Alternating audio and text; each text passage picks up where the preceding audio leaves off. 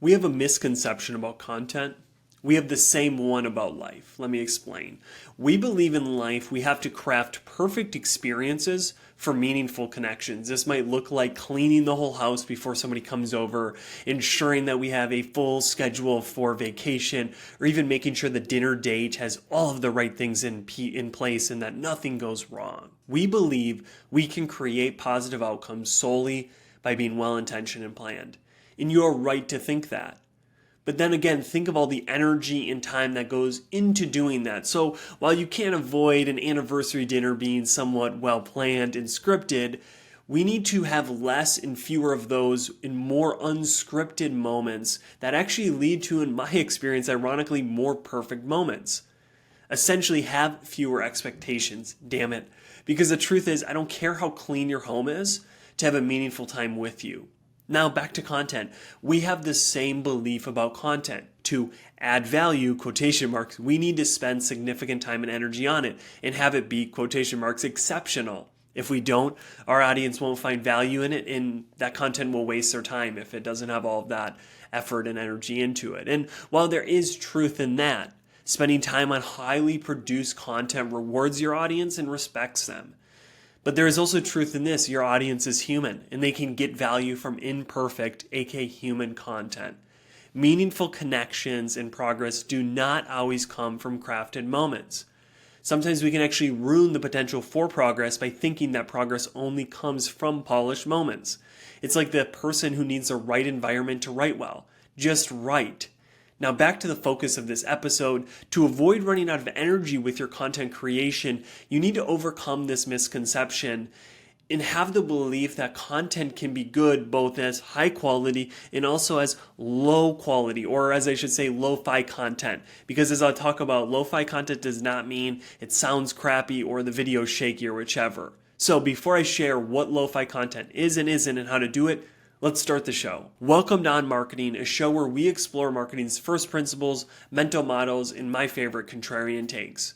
My aim is not to tell you what to think, it's assisting you in improving how you think about marketing and life. It's February 11th, 2024. I'm Jordan Ogren, a marketing strategist by day and a podcast host by night. In today's episode, I cover what lo-fi content is and isn't, how to balance this through the paid, earned, shared, and owned model, what lo-fi content looks like as different types of content, and how you can use it in different channels. Ready to get in? Before we do, make sure to subscribe to the newsletter where I share extra insights on these episodes and other micro essays I'm writing every Friday morning. The link to join is in the first line of the show notes. I would be so grateful if you could do that. Also, a reminder that if you're watching this on YouTube, you can also listen to this as a podcast. And if you're listening to this as a podcast, you can go to YouTube and see my beautiful mug. Do whatever works best for you, but they are there for you. And finally, this is for the legal team. Opinions shared in this podcast are individual views of the host and guests, not representing their employers or associate organizations. This content is intended for informational purposes and should not be considered professional marketing guidance. Listeners act on the information provided at their own risk. I'll see you on the other side. Lo-fi content is synonymous with being more human, which in the opening, that's kind of how I tied it, that as humans, your audience, we can take away human content. We can still get things from content that isn't highly polished. That means that lo-fi content is authentic, and again, as I just mentioned, it's not highly polished. It hasn't spent hours and days and weeks trying to get it to look or feel a certain way. So the definition of lo-fi outside of content, maybe somebody might think of music as being that, as it's a big popular type of music on YouTube. It just means to have a rough quality and not musically smooth and refined. So lo-fi music, as I just mentioned, one of the more popular genres out there because people connect with the rawness and realness. And I think that's the same for our content. It's okay for some of our content to be less produced. Now, before I go deeper into what it is, let's talk about what lo-fi content isn't. It is not lazy or sporadic content that wastes your audience's time. Hey, a quick video here about a topic that just came into my mind that it could be a fleeting topic and you won't care about it in a week.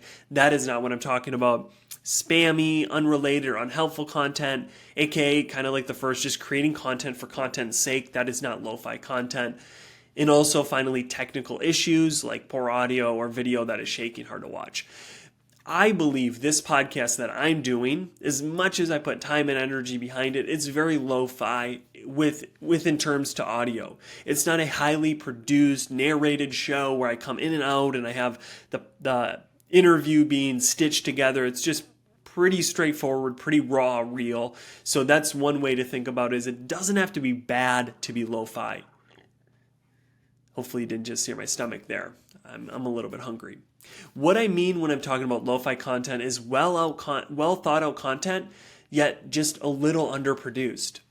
Another example of that, aside from my podcast, is a selfie recording instead of a highly produced video, getting your founder on a selfie of just talking about a new launch or a new event, or a weekly podcast like this where you riff on topics and take questions from the audience, where it's very unscripted and it just feels raw.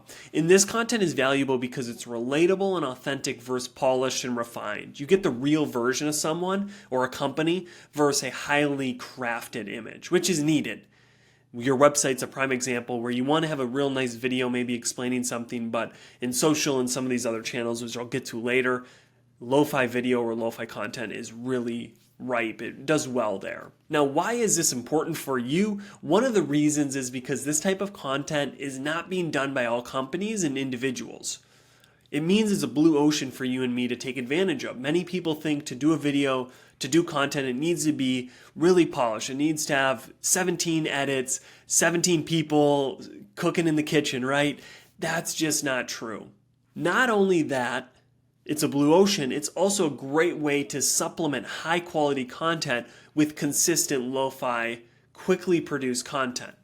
By balancing lo-fi and hi-fi content, you become efficient with your resources, meaning you can sustain your marketing for longer, and you get better results because you're balancing both these polished and these long-form pieces that take a while to create with these other spur-of-the-moments talking about a current event or whichever, and it just makes your content efforts go further. Now, to understand how to implement this concept, here's a 4-pronged approach using the PESO, paid, earned, shared, owned, and then channels, which will be after, and then finally content types. So let's jump into the PESO approach to lo-fi content. Don't get mad, but I'm going to go out of order as I explain these. But we will start first with paid media. Paid should almost always be highly produced. If you're going to be putting money, a budget behind it, you want the content to be top of the line. Also, by investing more time and money into paid ads, you can nail that first impression.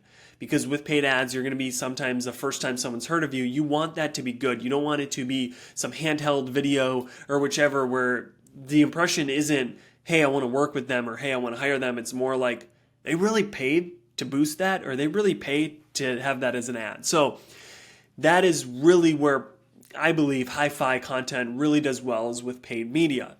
If you have a scrappy marketing team who is testing different creative ads though and switching them out, it could be good to supplement some of your higher quality paid ads with lo-fi content. But sometimes that lo-fi content, if you really start to think about it, to make it look good enough, does take about or close to some of the same amount of time. So if it looks lo-fi, it's usually designed that way. An example would be a testimonial from a customer just on their phone or something. Now, obviously that is probably not going to be super hi-fi, but it won't be like super shaky or whichever. You'll make sure that that individual does it in a way that it's still appeasing to the eyes and ears.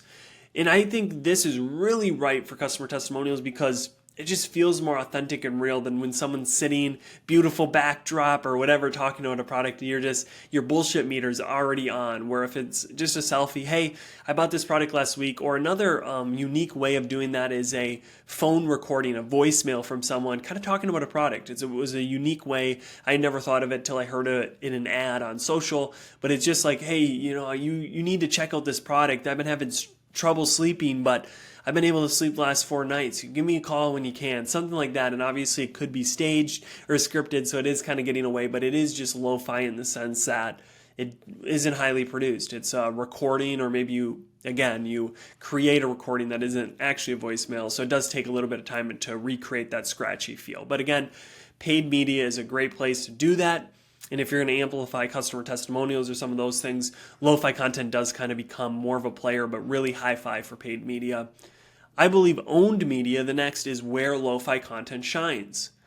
Because Owned content is something that you're posting on your own social media. It's going to be things you're doing more repeatedly, and that's where lo-fi really stands out. It allows you to go quicker and maybe touch on topics that you couldn't in hi-fi because it takes longer to do. So maybe something just came up in the news and you can do a lo-fi selfie video talking about that.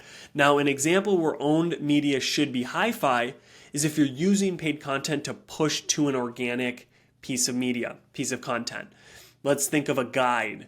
You might want that guide to not be lo-fi in the sense that you don't put a ton of time into it. You might want that guide, if there's paid dollars pushing people to it, you might want to spend tons of time on it, have a graphic designer bring in different types of visuals and graphics to that, and really expand by getting expert insights that could take up to 6 months to make. But with purely owned, like Instagram Reels, YouTube Shorts, using lo-fi videos or lo-fi content is really, really great. An example of a newsletter would be just a simple letter that's written from a founder. Yeah, it gets edited once or twice, but it's very quick to ship.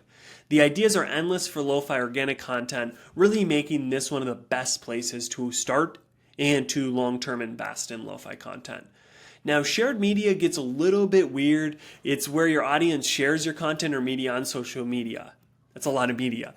While you can't technically use lo-fi in this context because it's people sharing your content, you can increase the potential for it by doing more lo-fi owned media. When you share lo-fi content, it has a higher chance of resonating with your audience because it's authentic and relatable, creating trust and connection, resulting in people wanting to share more of it.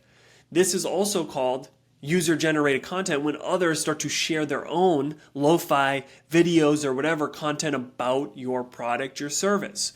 So by creating lo-fi content that is in response to current events or trends, you can then allow your brand to stay more relevant to, again, increase the shareability, the amount of people willing to share your content versus some highly produced video. Yes, that might get shared, but that new video on Travis Kelce and Taylor Swift, that's right when things started to come out about that, may just do better because it's very on time, and that can create more shareability. So while you don't control shared media, I think it is a place that you want to think about with lo-fi, because the more you do it, the more your audience, your users will feel comfortable creating their own content or just sharing that content.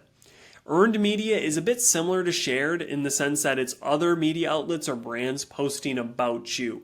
So think of like PR or some of these other ways.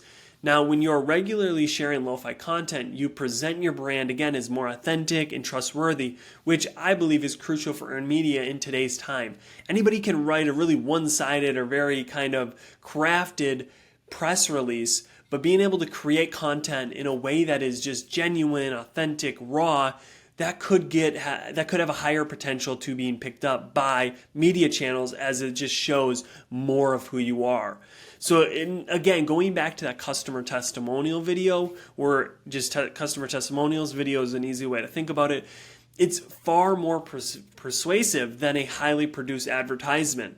So that can then get picked up even by media, even if it's essentially a promotion of your product or service through a testimonial, but because maybe it's a campaign or whatever, it picks up the interest of media outlets. Again, using lo-fi content is great for current events, which is a lot of earned media. A lot of news stories are about current things going on. So by being quick to create that lo-fi content, you can join the conversation, you can be a part of it, and it doesn't feel like you're pitchy or anything like that because it's not overly scripted. It's just lo-fi, it's raw, it's real, and then that hopefully will be picked up more by media channels. So those last two, earned and shared, are a little bit hazy, but just to reiterate, paid media is where hi-fi content does really well, and owned media is where lo-fi content really can shine. Now, let's explore what lo-fi content actually looks like. There are only 3 forms of content: written word, video, audio. I'll walk through each of these, sharing how you can implement lo-fi content for that content type. The first is a written word, and this is a bit hard to visualize. I think the key term here is human. The human component of lo-fi comes into play. So rather than spending tons of time editing a newsletter or having tons of different people add to it, just write it, send it through Grammarly and AI editing tool one time, and then ship it, post it, put the article up, and you can always come back and edit it later on. I think social content is a really great place for written word lo-fi because you can kind of throw something out there, get some ideas, and then use your longer form essays, articles is a place where you want to labor over the structure and the word choice, and that is your hi-fi content. Even though those long form articles do have a better product than the lo-fi, some of the best ideas I've had are developed through social engagement. So you kind of need both in your writing. You need those hi-fi, long articles, guides, essays, but you also need that lo-fi to kind of throw ideas off. I've seen that used with Twitter, X now, where people will use that platform just to get a seed idea, validated or not, rather than spending tons of time writing it and nobody wanted it. So that's the written word.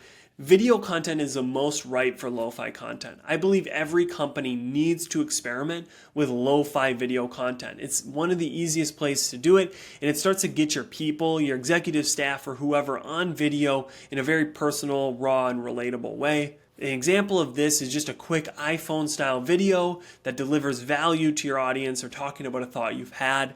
A hi-fi video in contrast would be shot on multiple cameras like a Sony A7 that costs $2,000 plus with lights and would likely require outside help. Where if you empower your executive team or somebody on your team to do these, they can just do it by themselves. If they have a thought on a Friday afternoon, they can do it versus needing you to come in and set up all of it. Now again, you need those. And I think like your website and other places are great for it. So why should you invest in lo-fi content? Unlike writing, I believe you can solely do lo-fi content and succeed. What I mean by this is sure on your website or other places you need hi-fi content, but I don't think on social you need hi-fi videos. Hi-fi is good, but it's not needed for marketing success. So that's why video I think is a great place to start to experiment because you could catch a rhythm and you could succeed solely doing these lo-fi videos. Finally, it's audio content, which is another trickier one to visualize as lo-fi content. Let me begin with hi-fi to give you the contrast. A podcast with multiple segments, music, and a detailed script, or even a narrated show that provides long-form storytelling. That is hi-fi. It takes tons of time, it's heavily crafted, edited after. Now, a lo-fi example would be a podcast recorded with Riverside FM like I'm doing right now, or recording with a DJI wireless mic. So again, though, remember with audio content, it needs to be good enough. It can't be recording on your phone and it just sucks to listen to. Now, someone might argue that is lo-fi, but again, I think you need that DJI wireless. You need something that's able to pick up the audio at a higher quality, but not spending tons and tons of hours laboring over the script or whichever. With audio content, I really recommend starting with lo-fi first, and sometimes most people won't ever get to hi-fi, because really investing in that highly produced audio content isn't always worthwhile for a lot of companies. If you're a PBS or an NPR or whatever, they've done really well with the hi-fi audio content, but again, they're the anomaly. So you need good sound, great content, but that's really it. Now, I want to discuss a few channels and how you might post lo-fi content on those channels. Let's start with YouTube, kind of building off where lo-fi content does best with the video format. Now with YouTube, I believe success demands a superb production level. Look at Mr. Beast, look at a lot of these podcasts that are on there, and they have really high production value. This means even if you're going for a lo-fi vibe, you'll likely still need a significant amount of time of production, video editing, and all that. So one area that could be different is vlogs. I see vlogs as an exception where you could just do the selfie recording or whichever, but then again, you're gonna usually use a high quality camera and you're gonna spend hours editing. So that's kind of a tough one. I really think YouTube succeeds with hi-fi content, but maybe as reels or whichever, you can use a little bit lower fi to succeed. Instagram is the next channel. This really began as a platform that just only did hi-fi photos and videos, right? It was always about being perfect, using the filters, highly edited, overproduced. I believe, I'm not on it that much, so don't take my word for it, but I believe it's kind of shifting more towards realness and authenticity as we are as a society. Fewer filters, more humanness involved, which makes reels and photos an excellent place to begin slowly experimenting with lo-fi content. But in the end, I still think polished wins on Instagram. So balance them well. I can't say go only on lo-fi for Instagram if you want to succeed, but I think it's worth kind of, again, going back to that point, supplementing both. So having some hi-fi photos, some hi-fi videos, but also having some lo-fi content to be in those middle points where you're recording or working on the hi-fi content. Twitter or X and Threads, I believe, is where lo-fi text content was founded. These channels are really good for testing content ideas by throwing a post, a X, a tweet, a thread out there that isn't highly polished, but it just has something valuable in it to see if people gravitate or not to that. I don't think you need video or visual graphics to succeed on these platforms, which really makes the barrier lower, which is then a great place to experiment with lo-fi content. And then if it starts to do well, maybe add some hi-fi. I used to see this on Twitter a lot, is these extremely long threads that probably, no pun intended, took tons of time to create. So maybe you do one of those a week and the rest of your content is lo-fi. Finally, there's other platforms I know I'm missing, but finally LinkedIn, which is my favorite platform. This is a great place for lo-fi content of all kinds, doing a selfie style video, doing a lo-fi text that you just throw out there, content that you want to get people's opinions on, engage with it, learn more about your audience through it. I really believe as LinkedIn continually grows, unlike Instagram, I think it will just be more of that personal, authentic, and raw content that thrives. So I think LinkedIn's a great place to begin experimenting and implementing lo-fi text, video, probably not audio, but definitely text and video. Here are our final thoughts on lo-fi content. Look at your marketing content. How polished is it? How many edits does your content go through before you ship it? Do you currently have any lo-fi content? If your answer is no to that, my first step for you is not to start creating lo-fi content. It's to change and update your mindset. Because if you already haven't done this, if you haven't put lo-fi content out, you likely have that misconception I opened today's show with. You think that content needs to be highly polished, highly produced to bring value. I have a message for you. Lower your damn standards. Lo-fi content, as I've spent the last 20 or so minutes talking about, can do well when done right. So if you don't have a lot of lo-fi content, if you have no lo-fi content, start with that PESO model. Probably start with the owned content. Think about a channel that you're currently marketing on, and then pick a content type. And then go all in with doing 1, 2, 3 of these a week and start to experiment with it. Start small, begin experimenting, and eventually you'll start to realize, hey, this lo-fi content can really supplement the hi-fi content that we're doing, and it just helps each of them. Lo-fi helps hi-fi and hi-fi helps lo-fi just do better than if you only did one. Show up, be yourself, be your brand, and sooner or later, I believe the results will follow with lo-fi content. Thank you for listening. If you have any feedback on this, please share it in the comments, email me, which is in the show notes, because this is something that I think is on the rise. I originally got this idea from a Sprout Social Instagram video where it was a lo-fi video, someone talking about this concept, and clearly it resonated because here I am recording a stinking podcast about it. So thank you again for listening, and if you have any thoughts on this to continually develop my thoughts on this as I'm still writing and tinkering about this, please share, because that's what this podcast is for. It's to help us all think better about marketing and life. And thank you for listening, and this is the end of the podcast.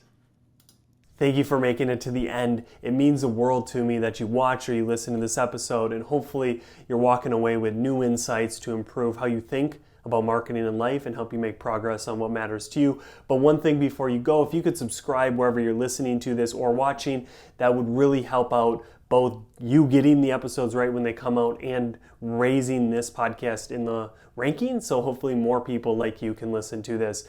And if there's anything that I can do to make this podcast more beneficial for you, if it's somebody you think I should interview, if you're the person, please comment, please email me. It's in the show notes so we can just continually deliver more value to you, the listener. Again, thank you for watching and have a great rest of your day, evening, week, and hope to see you here next time.